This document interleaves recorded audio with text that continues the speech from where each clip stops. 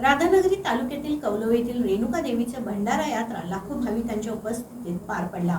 हलगीचा ठेका उदग आईच्या गजरात यात्रेला वेगळंच स्वरूप आलं होतं।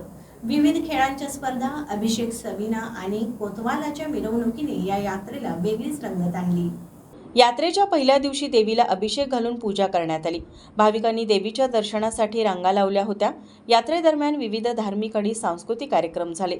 यामध्ये सोंगी भजन, गरजा महाराष्ट्र माझा या लोकनृत्याचा समावेश होता। कोतवालाची मिरवणूक हे या यात्रेचं मुख्य आकर्षण होतं। मिरवणुकीत कोतवाल पारंपरिक वेशभूषेत घोड्यावर स्वार होऊन सहभागी झाले होते।